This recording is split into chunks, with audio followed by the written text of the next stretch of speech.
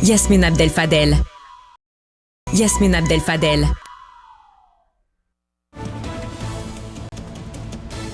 14h30, allons retrouver notre collègue Yasmine Abdel-Fadel. Bon après-midi, Yasmine.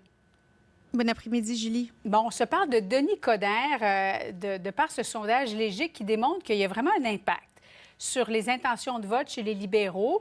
Si jamais Denis Coderre se retrouve à la tête, là, bien, si c'était aujourd'hui, il irait gruger des petits points à droite, à gauche, à peu près à tous les partis. Le Parti libéral pourrait recueillir 21 et 27 même, qui ferait le meilleur chef du Parti libéral. Yasmine, je regardais la une du Journal de Montréal. Denis Coderre pourrait ressusciter le Parti libéral du Québec. Crois-tu vraiment au sauveur? Toi qui es libéral, c'est peut-être le retour du... C'est peut-être un retour du Messie, là. Moi aussi, je l'ai vu, la une du Journal de Montréal avec Denis Coderre qui pourrait venir, qui ressuscitait le Parti libéral du Québec. On voit que, en fait, le baromètre des libéraux, là, ses intentions de vote, il était collé à la crazy glue là, depuis des années. Là, ils n'arrivaient pas à le faire décoller. Là, ils ont essayé fort. Puis visiblement, juste l'arrivée d'un Denis Coderre, son show, ses points de presse, ses sorties publiques, ont réussi à faire décoller ça. Donc, il y a de l'espoir. Il y a de l'espoir pour les libéraux. Mais là, quand on analyse un petit peu les chiffres là, derrière ça, il y a deux chiffres intéressants.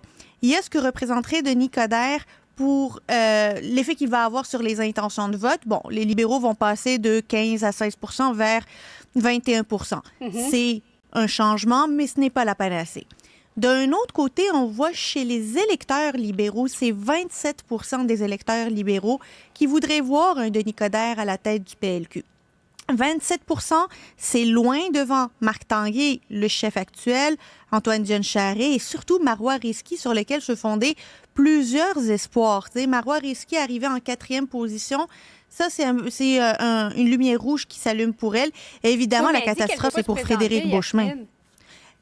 C'est pas tant qu'elle veuille ou ne veuille pas se présenter, parce que la question, c'est qui ferait le meilleur chef, pas qui sera le prochain chef. Et donc, c'est différent là-dessus.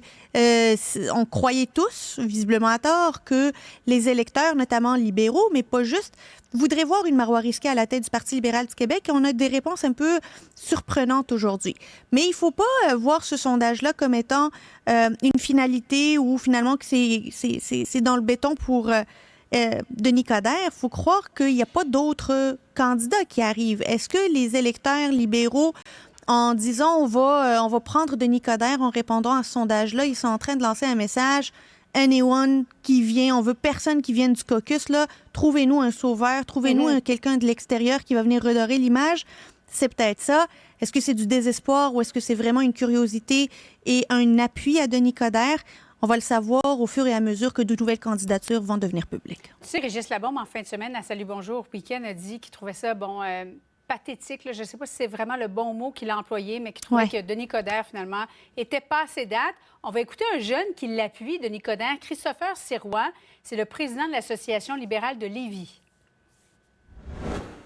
Quand j'entends des journalistes me dire que le Parti libéral du Québec est passé date, ben c'est complètement faux. Là. Écoutez, regardez, on a le Parti québécois qui est revenu d'entre les morts, puis qui annonce encore vouloir faire un 3e référendum. J'ai pas vraiment perçu de froideur. Moi, je pense que les députés, je pense qu'ils gardent plus une réserve parce que, tu sais, la course à la chefferie pour le Parti libéral du Québec, elle va se dérouler en 2025. Là, actuellement, on a un candidat et peut-être deux qui se questionnent peut-être sur la chefferie du Parti libéral du Québec.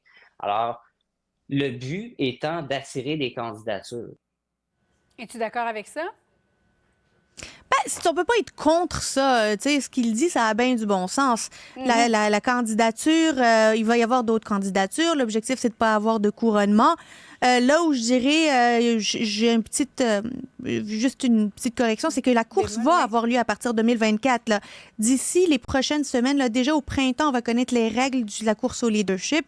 Et déjà pendant l'été, début de l'automne 2024, on va commencer à avoir des candidats qui vont sortir publiquement pour non seulement déclarer leur intérêt, mais officiellement se lancer dans cette course-là.